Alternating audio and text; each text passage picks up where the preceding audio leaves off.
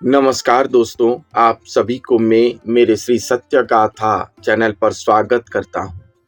उड़ीसा की भविष्यवाणिका ग्रंथ अनुसार कलयुग की अंतिम लीला समय पर एक दिव्य महापुरुष आएंगे जो कि स्वयं श्री जगन्नाथ महाप्रभु के अंश अवतार होंगे। वो ही श्री गुरु अवतार कहलाएंगे। वही श्री गुरु स्वरूप के द्वारा स्वयं श्री जगन्नाथ महाप्रभु श्री सत्य युग स्थापन करेंगे धरती पर। वो गुरु ही सर्वश्रेष्ठ कहलाएंगे। वो गुरु ही एकमात्र इस जगत का धारण करता कहलाएंगे। वो गुरु ही इस जगत में एकमात्र सत्य पुरुष कहलाएंगे, जिनके शरीर पर स्वयं श्री सत्य पुरुष स्वयं श्री जगन्नाथ महाप्रभु पूर्ण सत्व तत्व पर विजय करेंगे। वही गुरुदेव ही इस जगत को सर्व विपत्ति से उद्धार कर ले जाएंगे, सभी भक्त जनों को मुक्ति मोक्ष प्रदान करेंगे। उनके शरीर पर स्वयं श्री जगन्नाथ महाप्रभु पूर्ण ससंपूर्ण स्वरूप में विद्यमान होंगे। स्वयं श्री जगन्नाथ महाप्रभु के साथ एक एकाकार होने के कारण वो महापुरुष श्री गुरु अवतार कहलाएंगे। वही श्री गुरु स्वरूप के बारे में संत ने एक सुंदर सा पंक्ति कही है कि उनके दिव्य स्वरूप को हम कैसे देख पाएंगे। इसी के बारे में यहाँ पर एक सुंदर सा पंक्ति कहे है। जय जय गुरुदेव शरण सोदर, कृपा करी तारिणीय ए माया संसार। तुम्भ इच्छा ठारू आउ नाही बड़ इच्छा, शरण शरण गुरु मोर एही बांछा। तब मम एक आत्मा अटे संसार रे, भिन्ना भिन्न नाही केबे जानो जे मन रे। यहाँ पर स्वयं श्री जगन्नाथ महाप्रभु कह रहे हैं। वो गुरुदेव स्वामी को वंदना करते हुए स्वयं भगवान कह रहे हैं कि आप ही इस जगत प्रति कृपा नेत्र कृपा दृष्टि देकर इसको महाविपत्ति से उद्धार कर लीजिए। आपकी इच्छा से बड़ा इच्छा इस संसार पर कुछ भी नहीं है। आप ही एकमात्र शरण दाता हैं। सभी भक्तों के मनोवांछा पूर्ण आप ही एकमात्र कर सकते हैं। ये बात स्वयं भगवान श्री जगन्नाथ महाप्रभु वांछा कर रहे हैं कि यही एकमात्र गुरु स्वरूप है जो सभी के मनोवांछा को पूर्ण कर सकेंगे, इस धरती को महाविपत्ति से उद्धार कर पाएंगे। क्यों?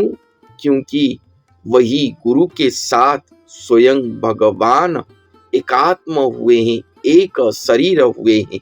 तब मम एक आत्मा अटे संसार रे, भिन्ना भिन्न नाही केबे जानो जे मन रे। ये सब अपने मन पर जान लो। ये सब जान लो कि वो गुरु और मैं स्वयं श्री जगन्नाथ महाप्रभु दोनों के मध्य कोई भी भिन्ना भिन्न नहीं है। दोनों एक आत्मा हैं। उसके बाद कहते हैं, आगरु तो सही एका गढ़ा होई अछि, तांको समकक्ष गढ़ा आउ नाही किछि। नाना उपलक्ष्य देई कहिबा ताहांकु, जेते लक्ष्य देले नुह तांको स्वरूप। यहाँ पर स्वयं भगवान कहते हैं कि ये जो गुरु आए हैं जगत उद्धार के लिए, ये पहले से ही तैयार होके आए हैं। स्वयं जगन्नाथ महाप्रभु के साथ एकांग होकर आए हैं।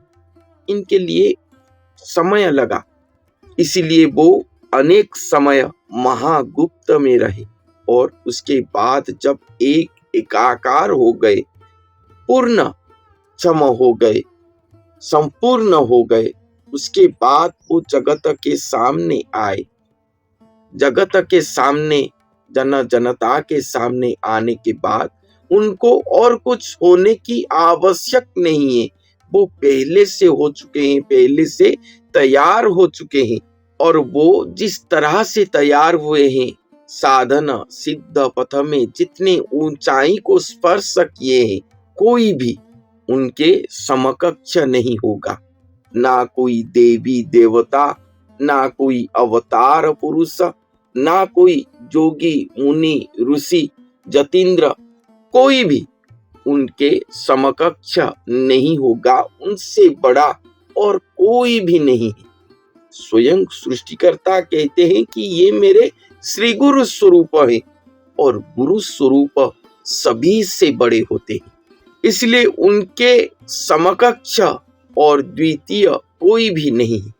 उनको वर्णन करने के लिए, उनके दिव्यता को वर्णन करने के लिए जितने भी उपलक्ष्य दिया जाए, जितने भी उदाहरण देकर उनको वर्णन किया जाए, जितने भी तत्व महातत्व को महाजोग करके उनको वर्णन किया जाए, सभी कम पड़ेंगे।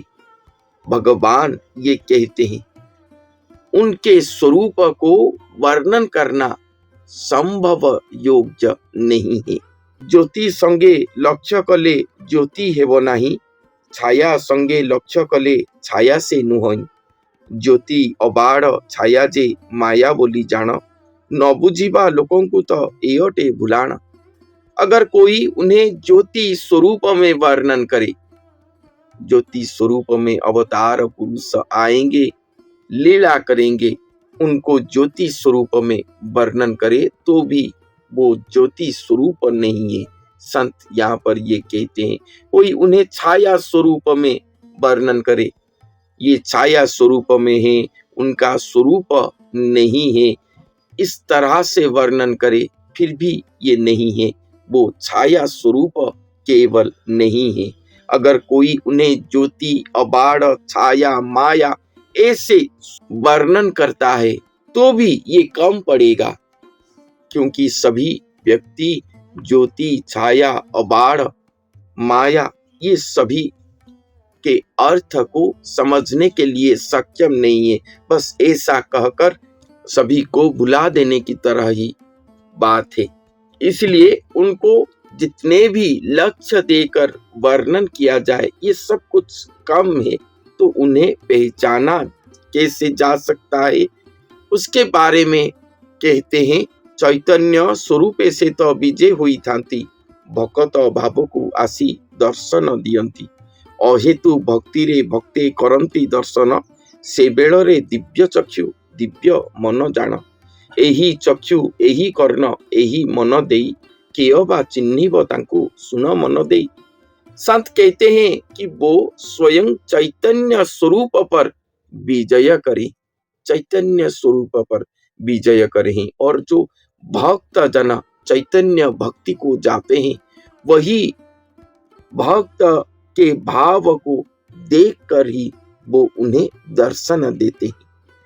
केवल अहेतु भक्ति पर ही, चैतन्य भक्ति पर ही उनको दर्शन किया जा सकता है, क्योंकि ये मानव अपने अभ्यास बल पर, उसके पास जितना भक्ति है उतना ही भक्ति पर, वही भक्ति के चक्षु कर्ण पर, वही भक्ति के मन पर उनके पास तक पहुंच नहीं पाएगा, उसका भक्ति पहुंच नहीं पाएगा। इसलिए इस पर सक्षम कोई भी नहीं होगा। ऐसे कहते हैं, जो भगवान से गुरु आश्रित होकर, सद्गुरु आश्रित होकर चैतन्य भक्ति को प्राप्ति किए होंगे, वो व्यक्ति अगर उनके पास जाकर पहुंचते हैं, उनको देखते हैं, तो उनके अंदर रहे दिव्य स्वरूप को वो दर्शन कर पाएगा, क्योंकि वहां पर वो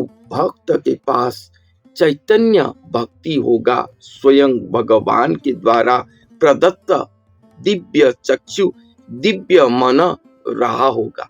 वही चक्षु मन पर ही उनके दिव्य स्वरूप को भक्त देख पाएगा। नहीं तो ये साधारण चक्षु, साधारण मन पर देख नहीं पाएगा उनके दिव्य स्वरूप को। और जब देखेगा उनका स्वरूप कैसा है, तब वो देखेगा। उसके बारे में कहते हैं, सकल आयुध धरी विजय सिंहासने, जेणे चाही देले दिसे नाना वर्णे, जल जल शरीर से दाऊ दाऊ होई, जलुअछि अग्नि परी अग्नि से नुहई, ढल हल होई रूप केशर मध्यरे, ढलुछंती पूर्ण ब्रह्म देखिब नेत्रे, दिव्य दृष्टि देइन जे देखिब ताहांकु, तेबे सिना नासिब जे जन्म मृत्यु को।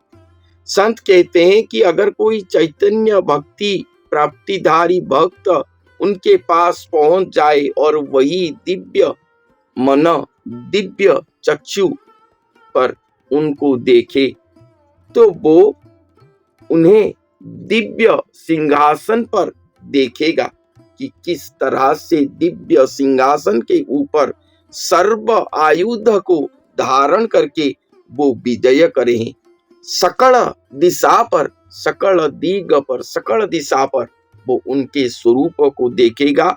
नाना वर्ण का स्वरूप, नाना रंग का स्वरूप वो देखेगा। केवल शुक्लांबरधर विष्णु स्वरूप नहीं, या नील पीत वर्ण का स्वरूप नहीं, सप्त रंग पर रंगायित तो होंगे वो ज्योतिर्मय स्वरूप, सर्व आयुधधारी स्वरूप, उन्हीं को ही वो देखेंगे।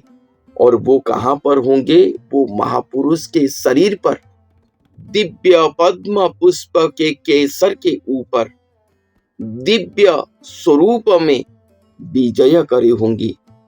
सर्व आयुध को धारण करते हुए वो विजय करे होंगे। और जैसे अग्नि प्रज्वलित हो रहा है, उसी तरह की उनका स्वरूप होगा। अग्निमय स्वरूप, अग्नि स्वरूपमय होगा। सचमुच का अग्नि वो नहीं होंगे, सचमुच का अग्नि वो नहीं होंगे। संत ये कह रहे हैं, अग्नि स्वरूप होकर वो विजय करी होंगे। उनका स्वरूप मतलब ज्योतिर्मय स्वरूप होगा, अग्नि स्वरूप की तरह होगा। मानो जैसे सूरज आकाश से चले आए हैं, ज्योतिर्मय अग्निमय स्वरूप है, तो उनका प्रछाया छाया नहीं पड़ेगा कहीं पर। स्वयं पूर्ण ब्रह्म स्वरूप को वो भक्त जना देखेंगे। जिसके पास वो दिव्य दृष्टि रहा होगा, वही भक्त जन ही उनके ये दिव्य स्वरूप को देखेगा और जन्म मृत्यु चक्र से उद्धार होगा। ये बात संत यहाँ पर कही। तो मैंने आप सभी को बताया है कि जब कल्कि भगवान प्रकट होंगे, तब वो सारे जनता के सामने अपना दिव्य स्वरूप को प्रकट करेंगे। सर्व जनता उनके दिव्य स्वरूप को दर्शन करेगा। ये बात संत अच्युतानंद दास जी ने अपने 13 जन्म शरण पुस्तक पर लिखे हैं।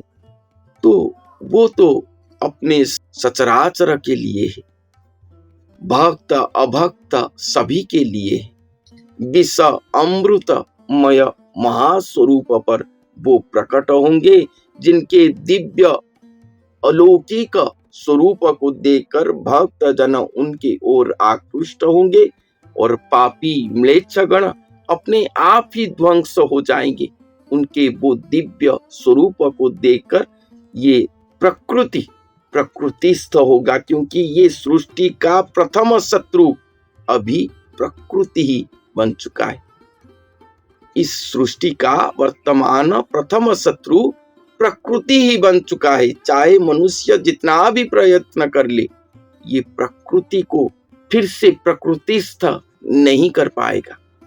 इसलिए अपने सृष्टि को सुरक्षा देने के लिए स्वयं भगवान वो दिव्य महापुरुष के शरीर पर स्वयं प्रकट होंगे और उन्हीं के वो दिव्य प्रकट लीला को देखकर ये कलिकाल हत हो जाएगा, नष्ट हो जाएगा, नाश हो जाएगा। ये कलिकाल का महापाप ताप भारा क्षण में जलकर भस्म हो जाएगा। उसके बाद फिर से वो महापुरुष के शरीर पर स्वयं भगवान छुप जाएंगे, जैसे महागुप्त अध्याय पर छुप के रहे थे।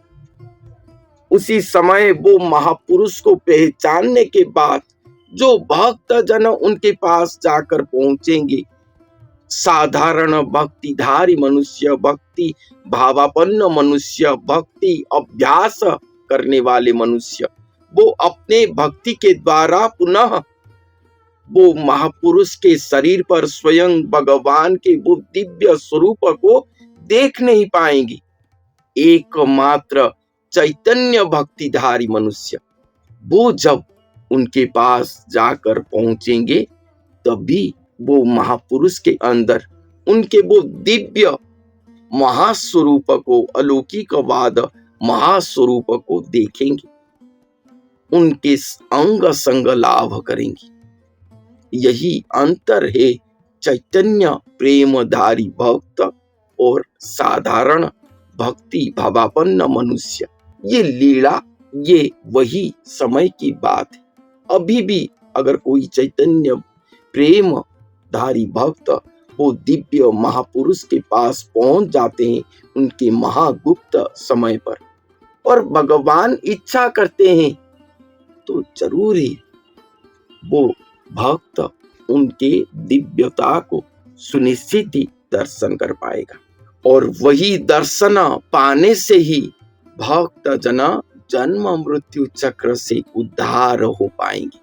ये तो भक्तों को चेतना देने वाली है, अपनी प्रकृति को प्रकृतिस्थ करने वाला, कली को नष्ट करके श्री सत्ययुग को धरती पर सुप्रतिष्ठित करने वाले महालीला।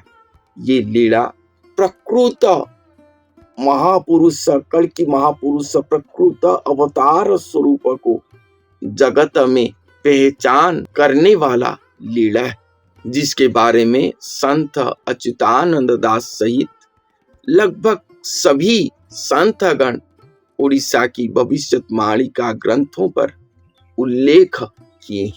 इस तरह एक भक्त जना कल की स्वरूप को दर्शन कर सकता है, जिसके बारे में यहाँ पर उपस्थापन किया गया है।